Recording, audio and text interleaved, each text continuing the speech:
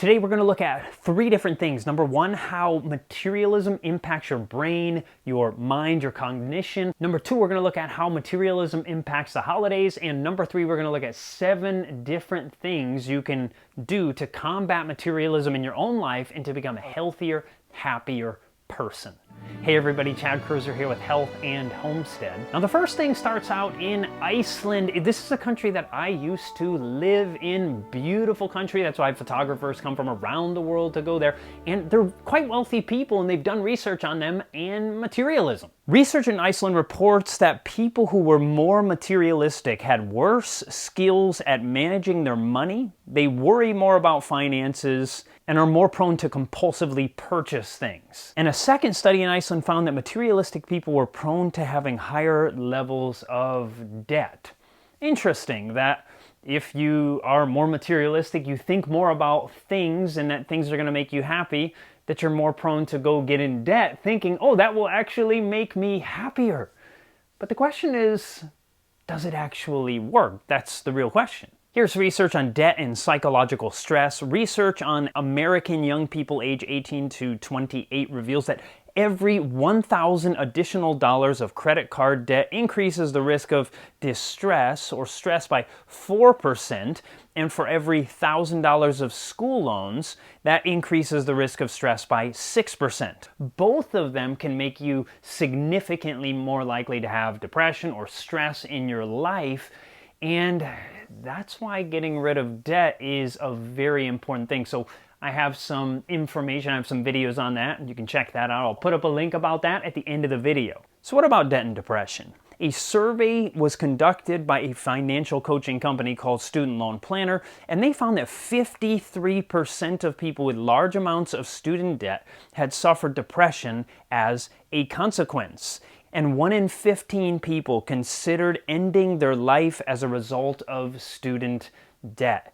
I know what it's like to have student debt, and it is not nice. Nobody likes the fact that you're paying for something that you did years in the past, right? That's why it's a good thing to do everything you can to pay it off. Because once you pay it off, you're no longer a slave to whoever owns that debt, because the borrower is a slave to the lender. But what's the most important factor to materialism, or at least what aspect of the psychology of being a materialistic person is the most important or the most likely factor to make you depressed or stressed? Here it is. Of all the factors in materialism that are most likely to cause someone to be unhappy or to lower their levels of life satisfaction is the idea that acquiring a possession could bring you happiness. You can probably look back to childhood, maybe you saw something on television, you saw some kind of advertisement, and you were sure you needed that product, whatever it was. So you begged mom and dad for it, finally they gave it to you, and when you finally got it, you're like, oh man, it's really just kind of a letdown, right? And it's really that way many times in life. Sure, you know, there's a little bit of like boost for a moment, like, wow, this is great, and then it's another thing you have. This is the most likely factor in materialism to make somebody unhappy. The real idea is learning that things do not make you happy. That's a absolutely key factor here. So thinking about this in the context of the holidays, what does the research actually show? Research reported in the Journal of Happiness Studies, it's actually the name of the journal, found that during the holidays, materialistic pursuits undermine happiness, meaning they make people less happy. 2 experiences were associated with happiness during the holidays, and those included close time with family and religious experiences. So I want to quickly go over 7 things that you can do to combat this materialism in your own life, and that can, as a result, make you a healthier, happier person. Now, number 1 is to become content. Well, what is contentment? I'm going to do a whole video on the research on contentment and what it does to your mind and even potentially even your health. And to be content means you feel like you have enough. You're happy with the things that you have. Now, that doesn't mean that you'll never, okay, I don't own a house, so now I would like to own a house. It's okay to have those desires, and it's even okay to seek to accomplish them, but to be content where you are, to be happy with the things that you have, recognizing that just another thing, having the next updated iPhone or the, fanciest car, these things, they just don't actually bring about happiness. So learning to be content in your life today, and that will also help your finances, because if you're content with the things that you have, the newest iPhone has a slightly better camera. Whoop-de-doo, is it worth $1,000 or $600 or $1,500 for the most expensive version? I mean, for the most part, no, right? And so learning to be content with what you have, that will help your mental state and even your pocketbook as a result. Number 2 is something I've done another video on, is learn to be a person that has an attitude of gratitude. Research has shown that people who write down 3 things that they're happy for on a daily basis become progressively happier people. So gratitude is something that is not materialistic. It's actually just saying, what am I happy for? Well, I'm happy that I have people that care about me. I'm happy that I have legs that work. If you don't have legs that work, I'm happy that I have a brain that works, or arms, or whatever it is. You can always find things that you're happy about, and you don't need to repeat the same 3 every single day. You can come up with new things all the time. I'm happy the sun came out this morning. I'm happy that we even have clouds today and I can see them. Whatever it is, we have things to be happy about, and thinking about those things, even the psychological process of searching for something that we are thankful for, will make us happier people. Number 3 might sound kind of hard. Some people might only be able to go a week, but a month would be even better.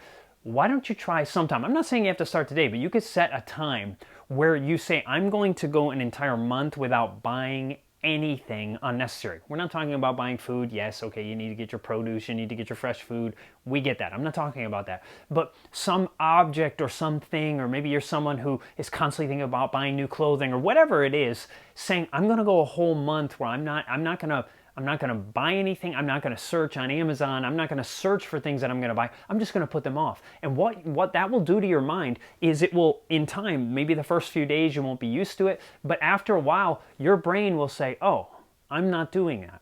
And it will begin to just change your perspective in the world, and your mind won't go blank simply. You will think about other, more productive things to think about. So I would challenge you to go for an entire month without buying anything unnecessary. Once again, necessities, we get it, but just any unnecessary additional thing to your life. Number 4, which is super important, which I kind of hinted on, was learning to be a giver. One thing that can make you less materialistic and consequently a happier person is learning to be someone who gives. That is maybe giving to a charity. That could be giving of your time. Maybe you go down to the homeless shelter and you pass out food and talk with the people there. But being a giver is not only a blessing because you're helping other people, but as a result, it will change your perspective from being someone who is a materialist to someone who is kind and thinking, instead of all the time about self, thinks about other people. And people who have an outward focus end up being happier people. Number 5 is more of just a practical thing. Decide today, I will never ever again buy a depreciating asset on debt. What do I mean by that? Meaning a car is a depreciating asset. They go down in value. If you go and buy, cell phones on debt, you're buying a depreciating asset. Learning to be a person who saves up money until they have enough to buy something, it will make you less materialistic, because you won't buy stuff that you can't afford. Because when you have a credit card, you don't think, can I afford this? You think, can I afford the payments, the monthly payment?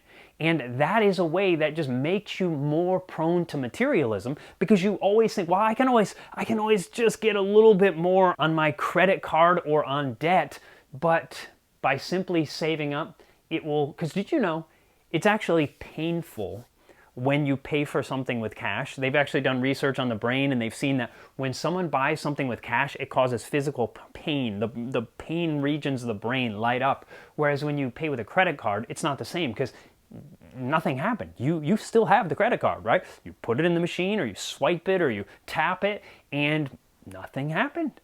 But when you hand cash over, you're literally giving away some of your effort and work and your life away in order for whatever it is that you're receiving. So learning to be a person who pays cash, you'll be less likely to waste money, and then you won't feel the need for all kinds of unnecessary things. Number 6, we already talked about, is learn to spend quality time with friends and family. And what that means is quality time means turning off the media, putting your cell phone down, not sitting with all the family and friends, just everybody sitting there on their, device or what have you, but instead talking with each other.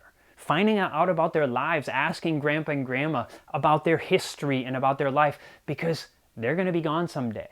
Mom and dad, they're going to be gone someday, and getting to know them will give you a deeper experience right now, but it will also make you happier in the process, and it will make all of those around you happier people. I know our brains have been so tickled with the dopamine rush that we get every time we see what's going on social media, or every time we look at whatever it is, or we check Facebook or Instagram, Snapchat, TikTok, whatever it is, but these things don't bring us true, lasting contentment and happiness. So learning to spend time with your family is incredibly important. And number 7, and this is actually according to research, is that spiritual people are happier people. And this is the case, that when you learn to be a more spiritual person, I know when I gave my life to Jesus, my life changed. I'm happier today than I ever was when I was just living for myself. And this is what research actually shows, that spiritual people are happier people. Learning to be content, learning to not dwell on material things will give you a better life. I'd love to hear if you have any comments, share them down below. If you like this video, hit the subscribe button, hit the bell notifications. God bless and have a fantastic day.